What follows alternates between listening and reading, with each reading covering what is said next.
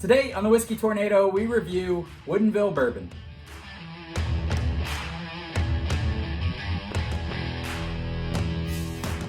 What's up, guys, and welcome to another episode of the Whiskey Tornado.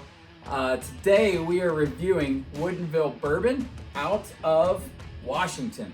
And before I get into this bottle, we have a lot of new people on YouTube that came over from our Instagram.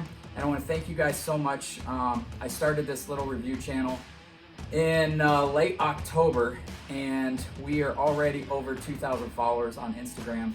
So if you're enjoying my content, thank you so much. I really appreciate the support. I'm not selling anything on this channel. I'm not asking you to send me bottles for samples.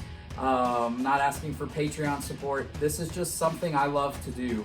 And I want to share my passion and go in this journey of whiskey and find wonderful bottles together. So thank you all for your support. It means the world to me.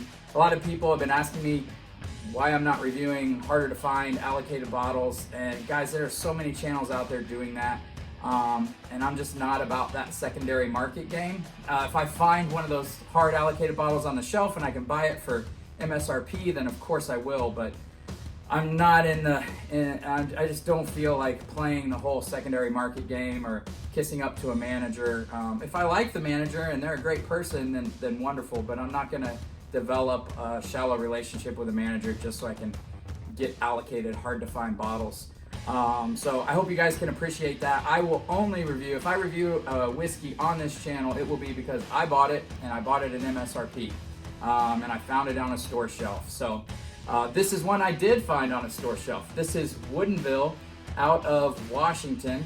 I'm excited to try this. This is a grain to bottle. I think that's what you call it, grain to bottle company or distillery. They farm their own grain and then distill their own whiskey. So I'm really excited to try this one. It is 45% alcohol, 90 proof. What else? There's no age statement on it, but it does say straight bourbon whiskey. By law, I think that means at least 2 years, so we know this is at least 2 years. I think this is distilled up near Seattle, and the temperatures aren't great for that, so after they distill it, they send it back to be stored in their warehouses where it's farmed. So let's get a pour of Woodinville Rye. Oh, and I love the bottle. I love the label. It's just a beautiful presentation, so I'm really looking forward to this one. Let's get a pour and have a taste.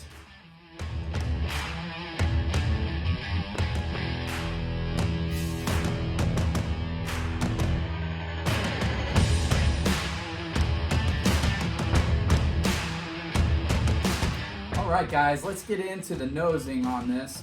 Normally what I normally don't do an uncorking because I like to let the whiskey open up, let it oxidize. I like to get it past the shoulder, although this bottle has a very short neck, but I like to spend some time with it and let it open up for a couple weeks. But on this one, I just got it, so let's go ahead and do it and see what we got.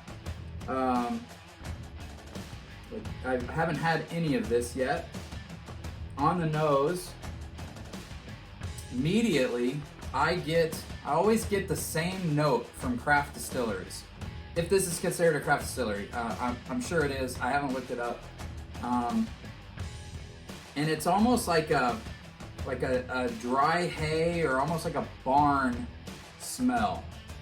And I don't know what the big distilleries are doing to not get that, but all these craft distilleries have that. And this one on the nose has it.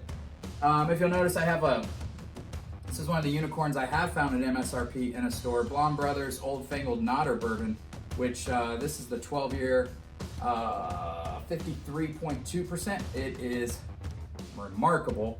But this was sourced from MGP and then they aged it. Blonde Brothers also now has their own distillate, and it's got the same note. Their juice has the same note, that hay kind of barn note. This also is sweet, like kind of powdered sugar sweet. And then you get the caramel and the vanilla. It smells nice, but it smells like a smaller distillery. And I don't know what they are doing or what the big guys have done to knock that note out.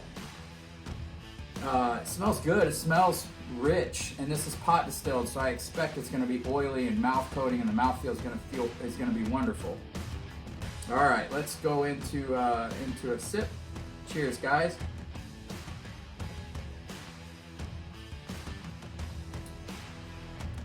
The good news here, that was my first sip, so let me take one more here before I give you notes.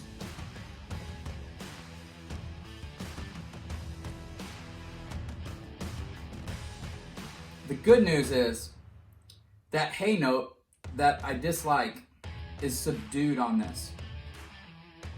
That hay note is much heavier on the Blonde Brothers and other craft distilleries that I've had. On the Woodinville, that is subdued on the taste, on the palate. You get the caramel, you get the vanilla, you almost get like the soft caramel chews, not like the hard caramel candies, but more the soft caramel chews where you have a little bit of that butter and vanilla. And that pot distilling is certainly adding to the buttery, oily feel. I love the mouthfeel on this, really good. This is straight whiskey, so by law it's got to be at least 2 years, but we don't know how old it is. If it's a younger whiskey, this distillery shows a lot of promise. Another young distillery that shows a lot of promise is New Riff. Now, New Riff stuff doesn't have this hay note that I get.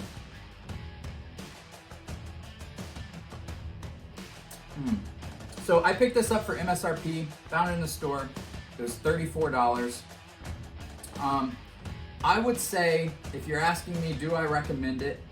Yeah, for 34 bucks, sure. I think this shows I think it's a promising distillery. I think this distillery started in like 2010, and so they're a younger distillery, and I think they show promise just like I think New Riff shows promise. Honestly, I saw this in Mash and Drum. Jason from Mash and Drum just did a review, his 2019 best whiskeys. And this was like one of the maybe up and comers or surprising, I can't remember. And he really loved it. I'm not in love with it. I think it's a better than average craft distillery. I also watched a live double blind tasting with Fred Minnick. He did three double blind tastings where he put Pappy 23 up against the field.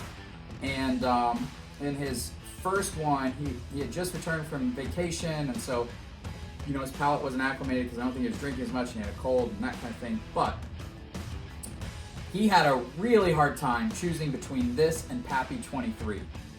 He almost put this ahead of Pappy 23. He put this ahead of Weller 12. Now, I'm pretty sure, and taste is subjective, so he's not right, I'm not right, he's not wrong, I'm not wrong. I am pretty positive I could pick this out of any lineup and know it was a craft distillery, a smaller distillery, because that hay note just sticks out on my palate so strong. Is it good? I think, yeah, it's good. The mouth feels great. If this is a 2 to 4 year bourbon, they're doing good. They're doing good things.